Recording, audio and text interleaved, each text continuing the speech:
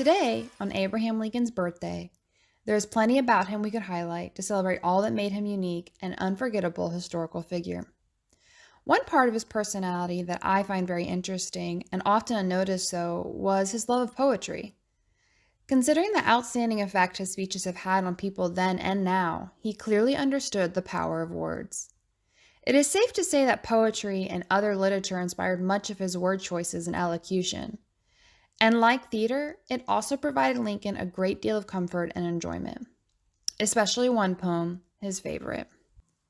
The poem was written by a Scotsman named William Knox and published in 1824.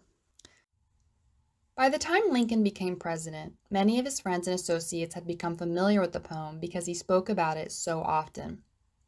One revealing account was for years, to which my attention was first called when a young man, by a friend, and which I afterwards saw and cut from a newspaper and carried in my pocket till by frequent reading I had it by heart.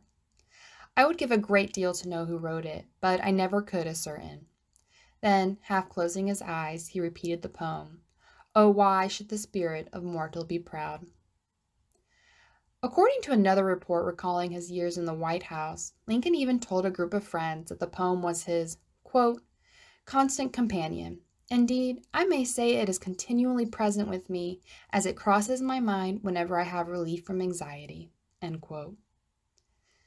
Not only did Lincoln's friends have such insight, but the nation too. While I am sure Lincoln would be grateful for a hearty happy birthday tune, I like to think he would very much appreciate a reading of his favorite poem.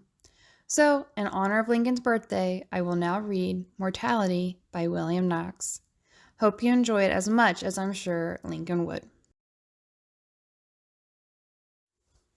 Oh, why should the spirit of mortal be proud, like a fast-flitting meteor, a fast-flying cloud, a flash of the lightning, a break of the wave, he passes from life to his rest in the grave. The leaves of the oak and the willow shall fade, be scattered around and together be laid, and the young and the old and the low and the high shall molder to dust and together shall lie. The child that a mother attended and loved, the mother that infant's affection that proved, the husband that mother and infant that blessed, each all are away to their dwelling of rest. The maid on whose cheek, on whose brow, in whose eye shone beauty and pleasure, her triumphs are by, and the memory of those that beloved her and praised are alike from the minds of the living erased.